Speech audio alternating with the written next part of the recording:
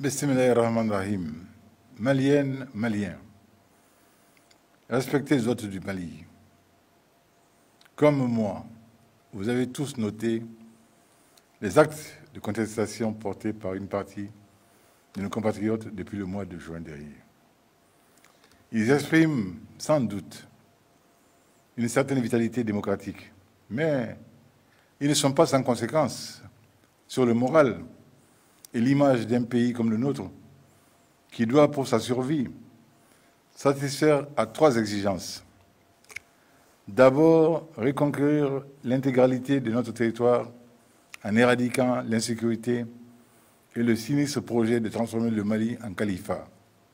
Ensuite, vaincre la pandémie de la Covid-19 au double plan de la réponse sanitaire et de la résilience économique. Enfin, poursuivre les tâches de développement en droite ligne du projet d'émergence nationale qui n'a jamais cessé d'être ma préoccupation. Je sais également, chers compatriotes, les angoisses engendrées par la situation de chacune de vous, de chacun de vous. Je mesure les tourments. Ils sont du reste naturels, car ils disent le souci de ce cher pays. Ce pays que nous avons en partage et qui attache le plus grand prix au bon voisinage et au compromis pour que soit préservée la paix sociale.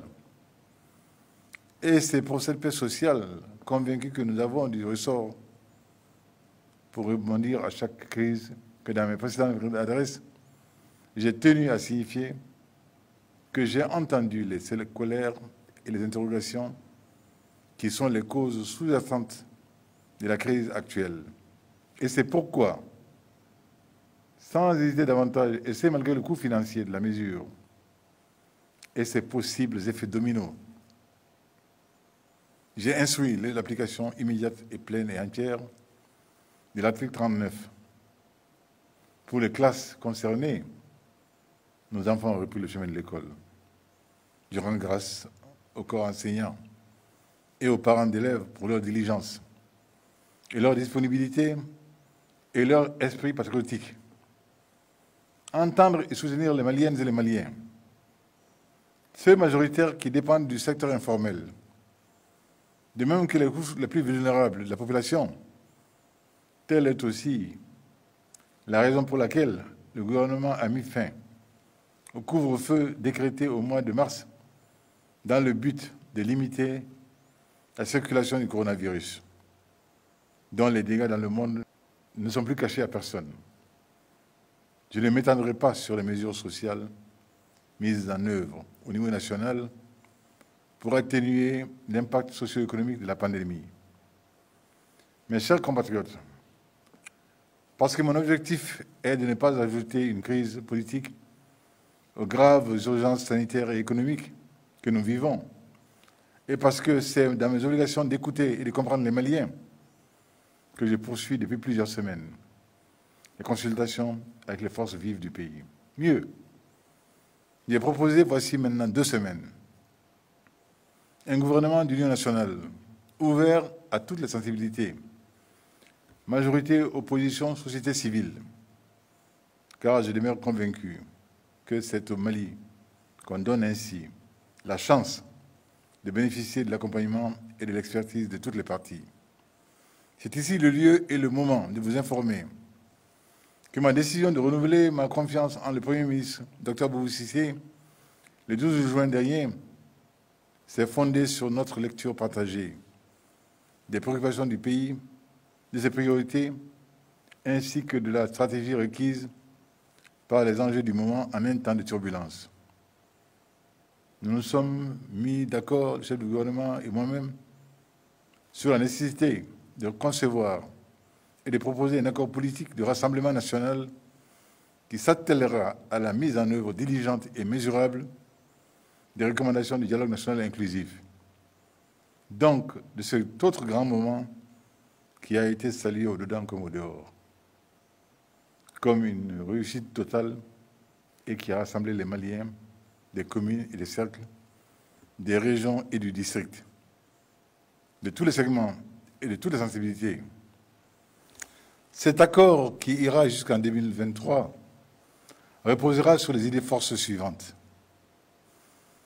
Première idée force, pacifier et sécuriser le pays dans toute son étendue, afin que nos producteurs ruraux puissent s'adonner à leurs activités, que les échanges interrégionaux puissent redevenir fluides, que les communautés retrouvent le légendaire vivre ensemble qui a fait la réputation de notre pays. Le travail de pacification et de sécurisation, n'en doutez pas, sera de longue haleine. Mais il s'agit de ne plus concéder un pouce de notre territoire, de faire reculer l'ennemi et de faire en sorte que le Mali en particulier et le Sahel en général ne soient pas le nouveau sanctuaire mondial de l'extrémisme violent.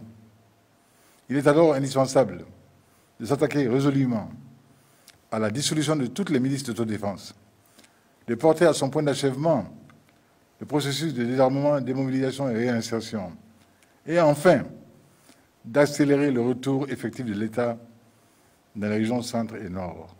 Deuxième idée force, entreprendre les réformes institutionnelles convenues, et ce, dans un délai de 12 mois, afin de mettre en adéquation les demandes de notre peuple et les engagements du gouvernement, et nous doter de textes appropriés, en capitalisant sur 30 ans de vécu institutionnel. Troisième idée force, opérationnaliser les régions qui ne le sont pas encore. Ce travail a pris du retard, mais il ne saurait continuellement en accuser, sans remettre en cause un des fondements de notre stratégie de développement, à savoir la régionalisation par une décentralisation poussée, voire irréversible. Et cela en ancrant les agences de développement où la décision de contrôler leur devenir est laissée aux populations à la base. Quatrième idée force, veiller à une saine distribution de la justice. Et cela dans toutes les juridictions et à tous les échelons administratifs du pays. Nous savons que ce pays crie depuis longtemps sa soif de justice. Nous savons que la paix est précaire et volatile sans la justice. Et nous savons, hélas, que l'engouement des populations pour la justice expéditive des pseudo-djihadistes s'explique par le rejet de la justice d'État avec les tares qui lui sont connus, dont la corruption et la durée des procédures. Cela devra donc recevoir les réponses appropriées. Maliennes et Maliens, hôtes du Mali, chaque crise offre une opportunité de rebondir positivement. Celle que nous vivons n'échappe pas à cette règle. En écoutant les uns et les autres, en examinant les griefs et en analysant la profondeur des ressentiments, le chef de l'État que je suis ne pouvait pas rester sourd, inactif. J'aurais tout fait pour trouver les compromis auxquels chacun est appelé à faire un peu de concession pour sauver l'essentiel. Mais à l'impossible, nul est tenu. Surtout lorsque la paix sociale est mise en danger et exige que j'intervienne en tant que garant de la sécurité et du bien-être de chacun et de tous. Dans les heures et les jours à venir, la Cour constitutionnelle sera remembrée et mise en fonction le plus rapidement possible. Tel le veut le droit. Dans le cas de démembrement, les autorités responsables de la nomination des conseillers sont tenues sous un mois de remembrer la Cour. Ainsi, mais faites l'obligation d'y procéder. Ainsi, je procéderai d'où l'est sed lex. Je suis heureux d'annoncer la venue imminente dans notre capitale d'une mission d'appui, de conseil et d'orientation de président de Cour constitutionnelle de la CEDEAO. Elle sera d'un apport inestimable pour la résolution de la crise en cours.